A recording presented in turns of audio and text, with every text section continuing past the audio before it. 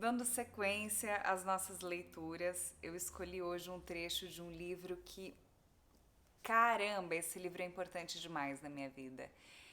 Eu li há muitos anos já, é o Siddhartha, do Hermann Hesse. O Hermann Hesse, que é um escritor alemão que ganhou o Prêmio Nobel de Literatura em 46, 1946. Esse livro ele escreveu em 1922, depois de um período que ele viveu na Índia. Tipo eu. Essa história, o Siddhartha, é inspirada na história do Buda, do Siddhartha Gautama. E aí, só para contextualizar, enfim, a gente não se perder aí nos personagens, já que a gente vai ler um trecho lá na frente, já pertinho do final do livro, eu vou explicar um pouquinho a respeito dos personagens. E eu escolhi esse trecho porque parte dele eu quando eu li o livro, né, me marcou tanto que eu transcrevi. E eu carregava comigo o papel que eu transcrevi esse trecho para eu reler muitas vezes e me lembrar desses conceitos que eram conceitos muito importantes. Então, explicando. Siddhartha é o nosso personagem principal aqui, é o herói da nossa jornada. Ele, assim como o Buda, né, real, a história do Siddhartha Gautama, e aqui eu vou explicar, vou contextualizar para a gente não se confundir nos nomes que o Hesse escolheu aí, né? Então, o Siddhartha é o nosso herói de jornada. Ele tem um melhor amigo de infância, o Govinda, que, é, enfim, eles saem ainda bem jovens assim, para conhecer o mundo e as coisas do mundo, né? Eles saem numa aventura e o livro se trata disso, né? Das aventuras e desventuras do Siddhartha e do Govinda nesses aprendizados, nessa busca no mundo. É um livro muito legal. E em determinado momento da história, eles se separam e Govinda vai seguir um santo, um homem santo. E aqui que pode gerar confusão. E o nome desse homem santo é Gotama, né? Então temos até então Siddhartha, que é o nosso herói da história aqui, que é o melhor amigo de infância do Govinda. Os dois partem em jornada, em determinado ponto eles se separam e o Govinda ele vai seguir os ensinamentos desse homem santo que é o Gotama. Tem mais um personagem aqui que é o Balseiro, o Vasudeva. Nessa altura do campeonato, o Balseiro ele já não mais está vivo, mas ele é citado também. E a Kamala, que é uma cortesã que foi companheira do Govinda. Então são esses personagens os citados nesse trecho. É um trecho que me inspira bastante. Tem uns conceitos bastante profundos da filosofia oriental, mas enfim, espero inspirar alguém aí a buscar um pouquinho dessa beleza toda que existe na sabedoria ancestral na Índia, minha querida Índia. Vamos à leitura então. Dando mais um contexto, antes de iniciar aqui a leitura, essa parte aqui, o Govinda e o Siddhartha, eles já são bem idosos. E o Govinda, ele não reconhece o Siddhartha ao encontrá-lo. O Siddhartha, ele depois de um tempo se torna balseiro. E nesse momento, o Govinda, ao encontrar o amigo, né, ao reencontrar o amigo, ele não reconhece que é o Siddhartha. Simplesmente, enfim, concebe que é um velho balseiro. Então, esse é o contexto da história. Certa feita, Govinda repousava em companhia de outros monges naquele parque que a cortesã Kamala dera de presente aos discípulos de Gotama, que é o homem santo que o Govinda seguia, que era discípulo. Foi lá que ouviu falar de um balseiro idoso, o Siddhartha, que morava junto ao rio, a uma jornada de distância e a qual ao povo considerava um sábio. Prosseguindo no seu caminho, Govinda escolheu a estrada que o conduzisse até a balsa. Estava curioso de conhecer esse velho, pois muito embora tivesse passado a vida toda em obediência aos regulamentos, e os monges mais jovens lhe tributassem o respeito que mereciam a sua idade e a sua modéstia, jamais se tinham extinguido na sua alma a inquietação e o afã da pesquisa. Então, o Govinda é um buscador desde sempre, mesmo idoso, ele continua indo atrás dos sábios, ele continua indo atrás de busca do conhecimento. Chegado ao rio, pediu ao ancião que o levasse ao outro lado. O ancião, no caso, é o Siddhartha. Daqui a pouco eu paro de explicar aqui e flua a leitura. Ao desembarcarem, disse-lhe: sempre te mostras muito gentil com os monges e os peregrinos, disse o Govinda. Já transportaste através do rio grande número dos nossos. Mas diz-me, ó balseiro, não serás tu também daqueles que procuram o caminho certo? Respondeu Siddhartha com um sorriso a iluminar-lhe os olhos cansados. Mas como, ó venerável? Ainda andas em busca do caminho? Ora, estás de idade e usas os trajes dos discípulos de Gotama. É verdade que sou velho, admitiu Govinda, mas nunca cessei de pesquisar. Parece que será o meu destino jamais abandonar a busca. Tenho a impressão de que também tu procuraste a senda. Não me queres revelar algo a esse respeito, prezado balseiro? Ao que replicou Siddhartha: que poderia eu dizer-te, ó reverendo? Só talvez que procuras demais, que de tanta busca não tens tempo para encontrar coisa alguma. Por quê? Perguntou Govinda. Quando alguém procura muito, explicou Siddhartha, pode facilmente acontecer que seus olhos se concentrem exclusivamente no objeto procurado e que ele fique incapaz de achar o que quer que seja, tornando-se inacessível a tudo e a qualquer coisa, porque sempre só pensa naquele objeto e porque tem uma meta que o obceca inteiramente.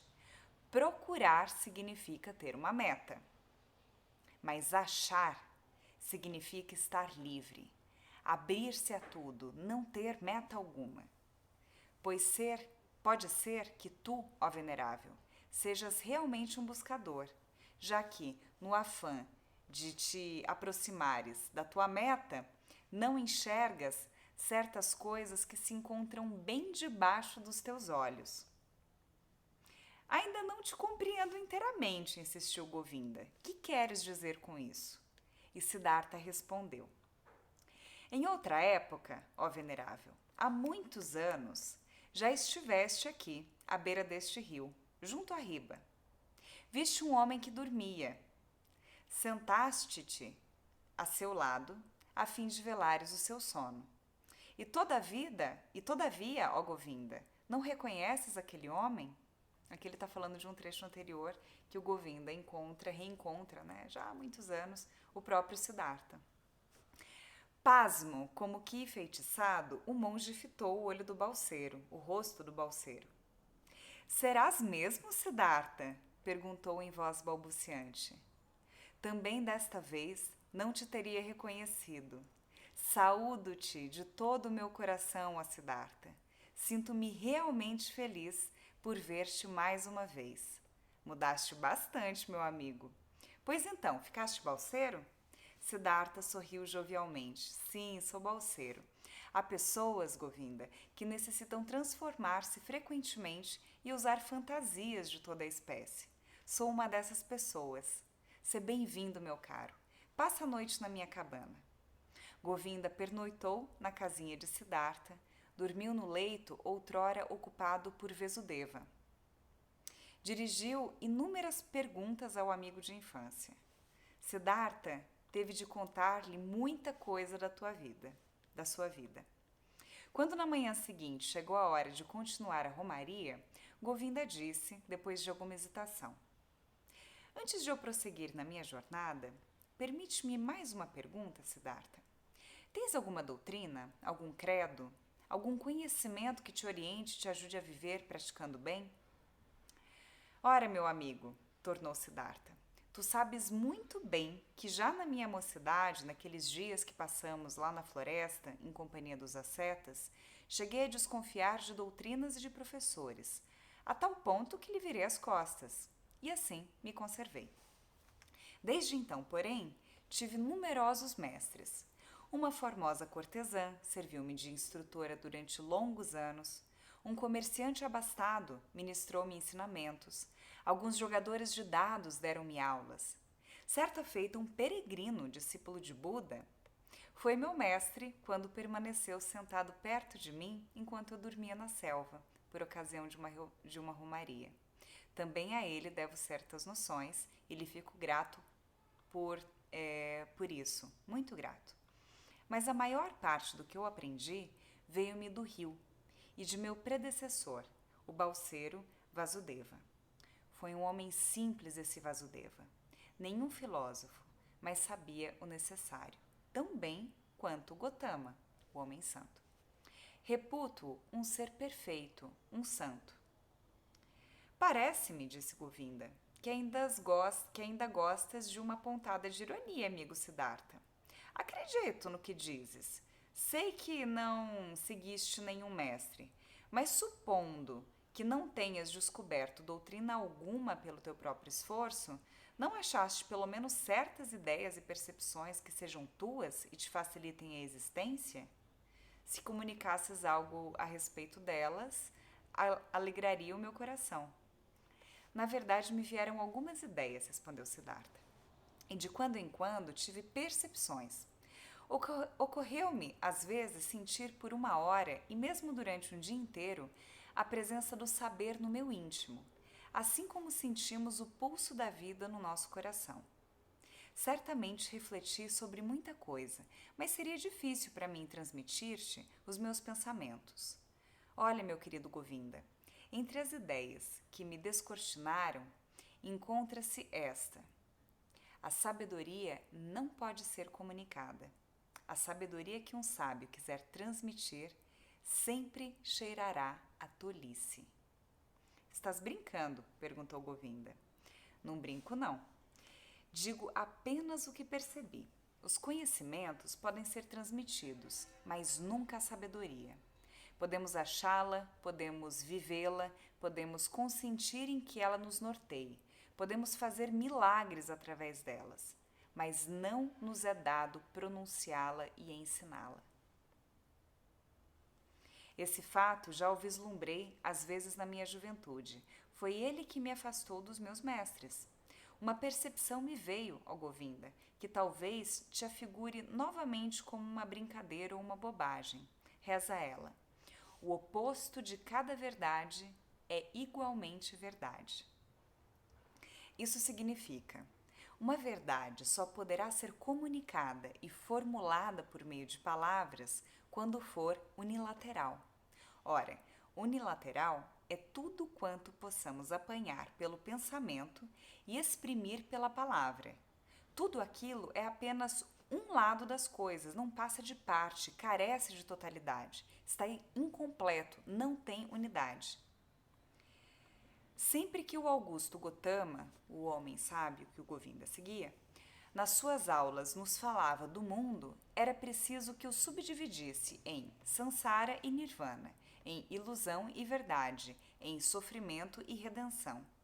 Não se pode proceder de outra forma. Não há outro caminho para quem quiser ensinar.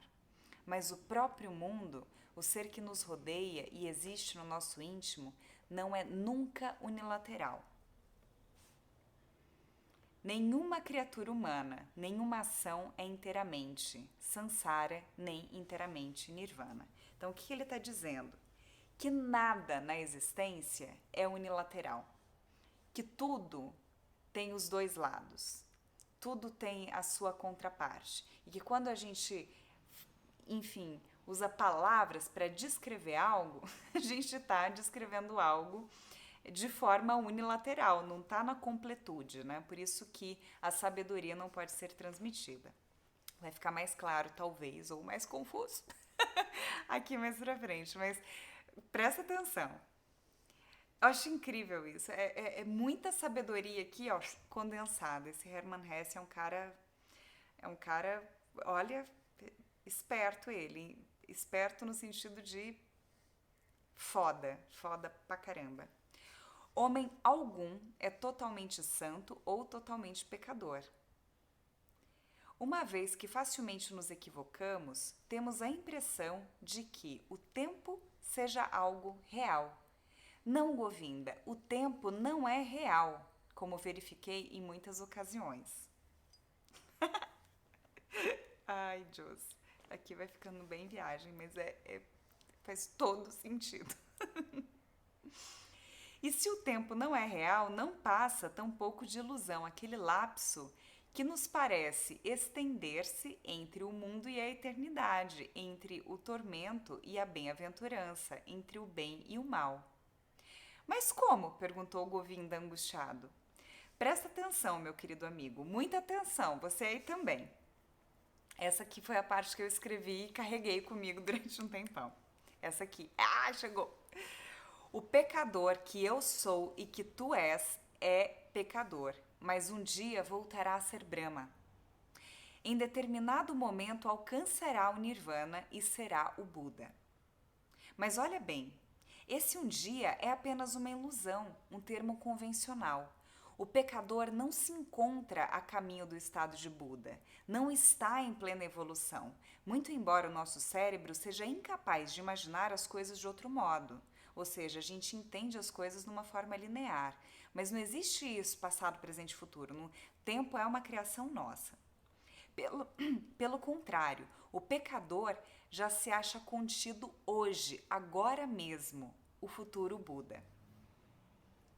Todo o seu porvir já está presente.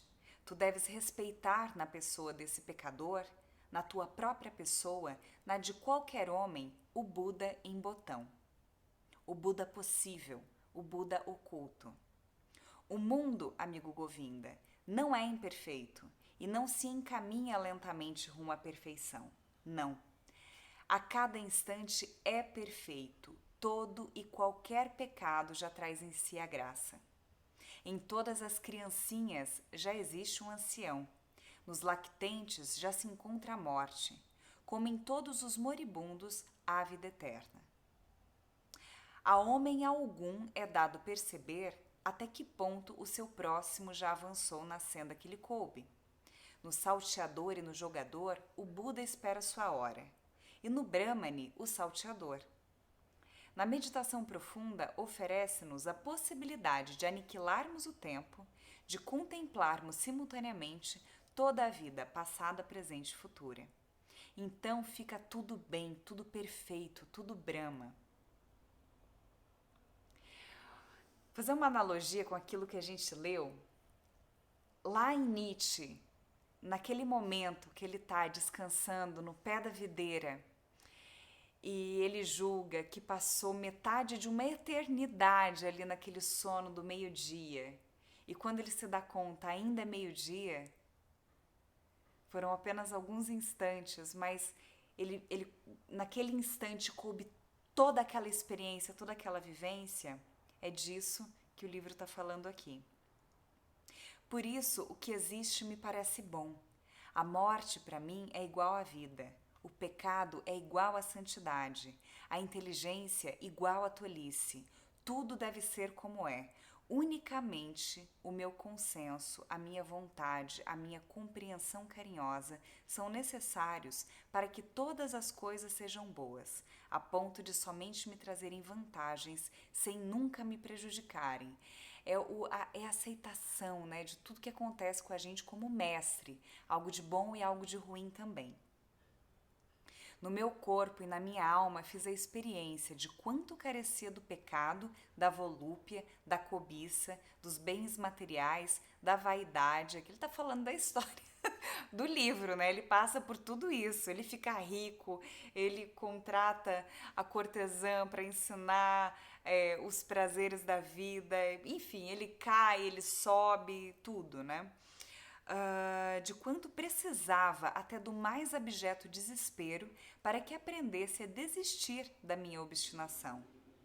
a querer bem ao mundo, a cessar de compará-la a qualquer outro imaginário que correspondesse aos meus desejos, a algum tipo de perfeição brotado do meu cérebro, e para que, deixando-o tal como é, me limitasse a amá-lo e a gostar de fazer parte dele. Esse trecho aqui me lembra muito, e eu vou me empolgando mesmo, né? Enquanto eu tô aqui contando. Mas me lembra muito uma parte de um outro livro incrível. Talvez eu até traga esse trecho aí, que é o livro chamado Autobiografia de um Yogi, do Paramahansa Yogananda, que ele descreve um momento do mestre dele, né? Que o mestre dele tinha uma vontade remanescente, que era de viver num palácio. E o mestre dele, né, o mestre do Paramahansa Yogananda, concede a ele, né, diz para ele viver nesse palácio. E só então ele se liberta do desejo. Todo desejo reprimido, segundo essa filosofia, gera mais desejo. Então a gente precisa desfrutar, experimentar as coisas do mundo para a gente poder abrir mão. A gente só entrega aquilo que a gente tem. A gente só desiste daquilo que a gente já teve, né? Parece meio louco isso, mas faz muito sentido. Indico a leitura do livro desse e do Autobiografia de um Yogi também. Numa dessas eu até trago aqui esse trecho. Vamos lá. Ora, Govinda, esses são alguns pensamentos que me vieram. Baixando-se, Siddhartha apanhou uma pedra enquanto a sopesava com a mão e disse displicentemente: Isso é uma pedra. Mas daqui a algum tempo, talvez seja terra, e da terra se transformará numa planta, ou num animal, ou ainda num homem. Em outra época, quem sabe, eu teria dito: essa é uma pedra e é apenas uma pedra, não tem valor nenhum, pertence ao mundo de Maya, o mundo da ilusão, né? Como, no entanto, pode acontecer que no decorrer do ciclo das metamorfoses ela se converta num ser humano e adquire espírito. Presto certa atenção a ela. Isso ele diz, diria há algum tempo. Eis que provavelmente eu teria pensado naqueles tempos. Hoje, porém, raciocino assim. Essa pedra é pedra, mas também é animal. É Deus, é Buda. Por quê? Porque não existe o tempo, né? O que ela pode vir a ser. Naquela pedra já está contido também o Buda em botão. Não lhe atribuo reverência ou amor porque ela um dia possa se tornar isso ou aquilo, senão porque é tudo isso, desde sempre e sempre. E precisamente por ela ser uma pedra, por apresentar-se como tal, hoje, neste momento, amo-a e percebo o valor, o significado que existe em qualquer uma de suas veias e cavidades, nos amarelos e nos cinzas da sua coloração, na sua dureza, no som que lhe extraio ao bater nela, na aridez ou na umidade de sua superfície. Há pedras que, ao tato, dão-nos a impressão de tocarmos em sabão ou óleo, outras são como folhas ou areia, cada qual é diferente e profere o Om, que é o mantra, né, que é o som original, OM, Om, né, que é, segundo a filosofia, muitas filosofias orientais, é o som que criou tudo, né, que criou o universo. A sua maneira peculiar. Todas elas são Brahma, mas simultânea e especialmente. São pedras, quer possam ser oleosas ou viscosas. Justamente isso me agrada. Parece-me maravilhoso, realmente digno de veneração. E assim é a gente, né, os seres humanos, cada um com as suas características, cada um com as suas aparências, com as suas nuances, mas em cada ser humano consta a unidade, consta o todo, né, o Buda em botão. Não me obrigues, porém, a falar mais. As palavras deturpam sempre o sentido arcano. Todas as coisas alteram-se, logo que lhes pronunciamos o nome. Então, se tornam levemente falsas e ridículas. Pois é, mas olha, até isso eu acho bem feito. Aprovo inteiramente e com o maior prazer o fato de que aquilo, o que para uma pessoa é um tesouro e uma grande sabedoria, represente para os demais homens rematada tolice. Seja lá o que você achou desse trecho, né? Se uma sabedoria ou uma tolice, é algo assim pra gente pensar muito fora da caixa. Eu ia falar um pouco fora da caixa, mas é muito fora da caixa, né? É uma forma diferente de enxergar o mundo que me cativou há alguns anos e hoje é a forma mais óbvia para mim de enxergar o mundo, né? Ainda estou nesse processo de compreensão, de entendimento. Por quê? Porque é na experiência que a gente adquire a sabedoria. A sabedoria ela não é transmitida pela palavra ou por um livro. É a gente experimentar isso, né? É a sensação do Zaratustra ao pé da videira. É a minha sensação quando eu citei lá na série de meditação, né? Ao de repente enxergar o pôr do sol e ser tomada por aquela sensação de plenitude. Nesse momento não existe espaço-tempo, não existe, né? Passado, presente e futuro. O livro segue aqui, Govinda se confunde, né? Acha aquilo tudo muito louco, mas de repente ele vai experienciando isso, ele vai tendo um outro tipo de percepção do mundo. O livro já está perto do final nesse trecho, recomendo muito a leitura, especialmente se você tiver curiosidade e quiser entender melhor a respeito, né, da história de Buda. Não é a história do Siddhartha Gautama, né? Tem histórias que contam mais ipsis literis, aqui é um romance baseado na história do Siddhartha, mas fornece para a gente muito material riquíssimo, refinado dessa filosofia. Esse livro, ele até pessoas muito sábias indianas assim gostam desse livro. Eu encontrei algumas pessoas muito especiais na Índia que coincidentemente estavam lendo esse livro no momento em que eu as encontrei. Coincidências, né? Sei. Enfim, recomendo a leitura. E vou te pedir para você se inscrever aqui no canal para me ajudar a chegar a mais gente, para me ajudar a acessar mais recursos no YouTube. Se você sentir que alguém que você gosta possa gostar dessa mensagem, né, dessa leitura, manda o link também, compartilha isso e vamos espalhar essa paixão pelas palavras para todo mundo que a gente puder e sentir que está aberto a isso, com os ouvidos, com os olhos e com o coração abertos. Beijo, até a próxima!